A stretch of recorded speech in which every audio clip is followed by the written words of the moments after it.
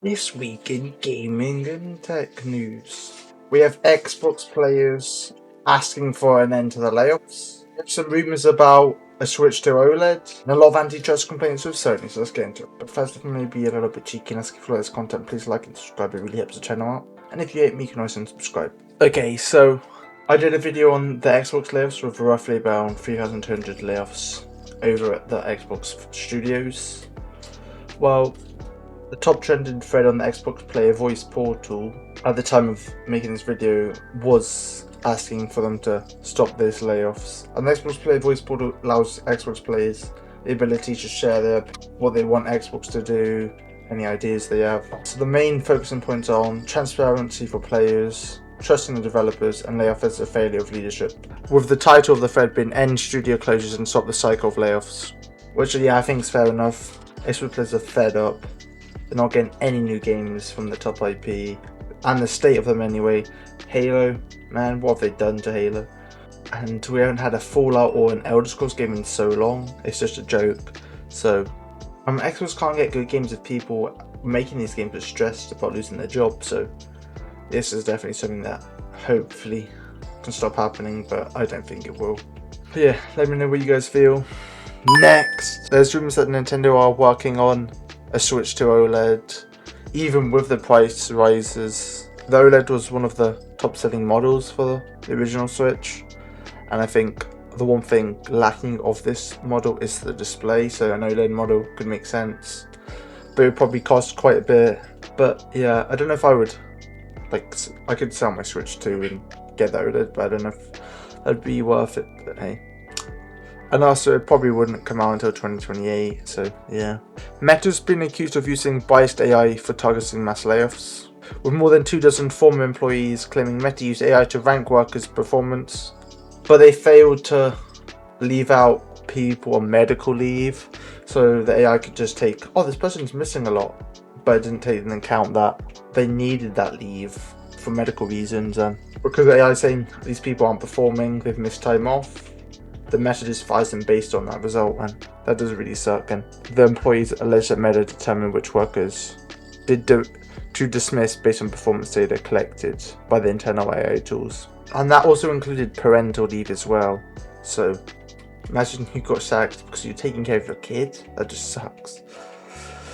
But I think a lot of companies are going to use AI just to determine how can we be more efficient, and in turn you're going to get a lot of bad implications like this, and what can you really do about it? Okay, so Sony are facing a lot of antitrust complaints, one from Mexico, one from the Netherlands, due to their physical media approach, with representatives from Mexico believe the decision creates anti-competitive and anti-consumer behavior, which, yeah, I don't think you can disagree with. So yeah, I'm happy that we're getting some government bodies going against this, and we need this, man.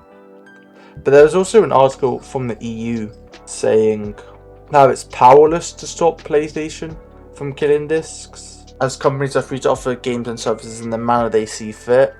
And usually the EU is the chosen one. It's the reason Apple has USB-C, and regulations usually come from the EU. But man, if the EU aren't gonna push on this, it just limit, maybe they're just gonna get away with this. There's a petition with over 300,000 signatures, and honestly, Sony are just taking all the backlash, as I don't think they're going to change their mind. There's too much money on this, and also, they still sell so much digitally. I believe, the new Black Ops ports of the old games are selling massively, and they're digital only. But the European Commissioner for Consumer Protection, Michael McGrath, said that the EU is unable to step in.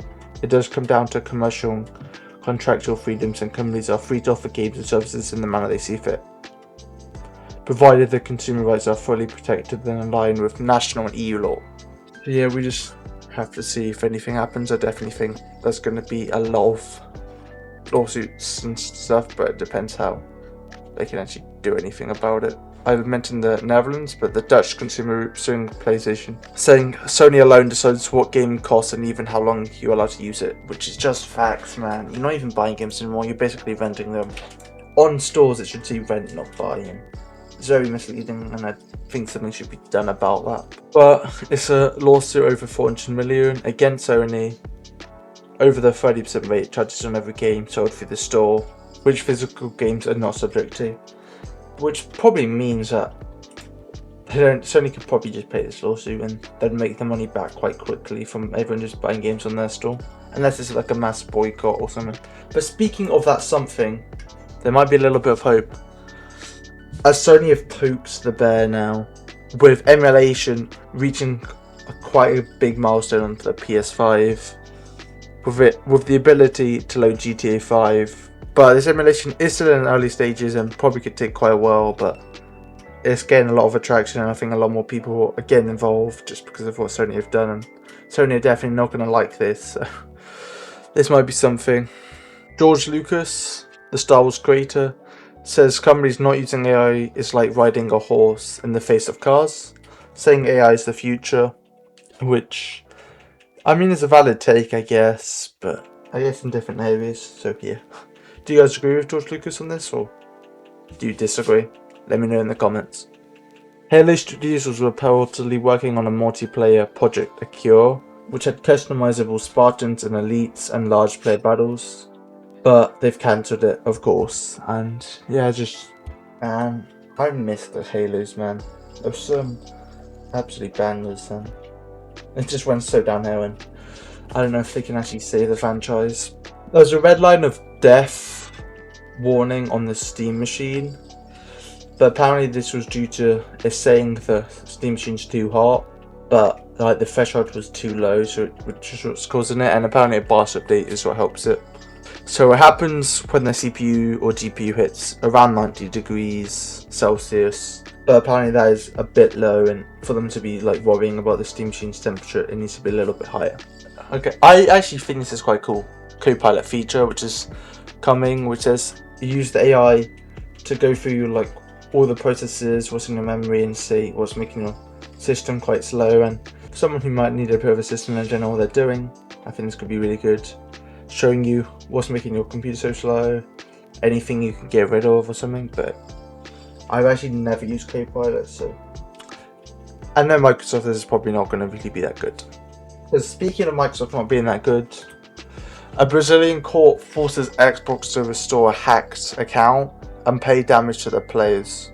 With apparently this guy on Reddit saying his account got hacked.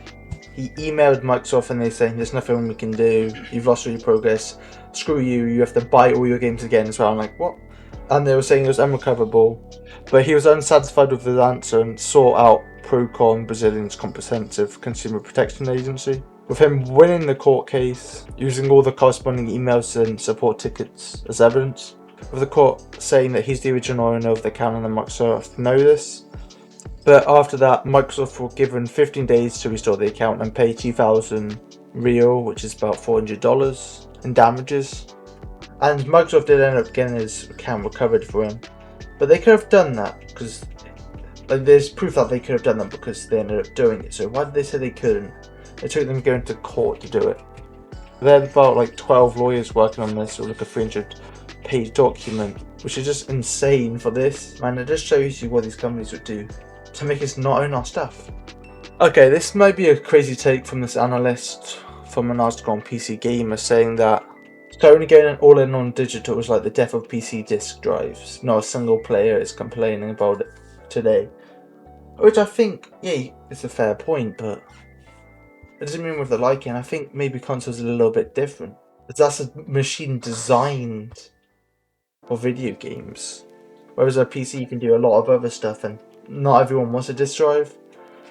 And I just don't think it was that practical for PC. But hey, let me know, do you agree with this article? And I could see in the future people like, you used to have disk drives on your consoles? Wow, that's crazy.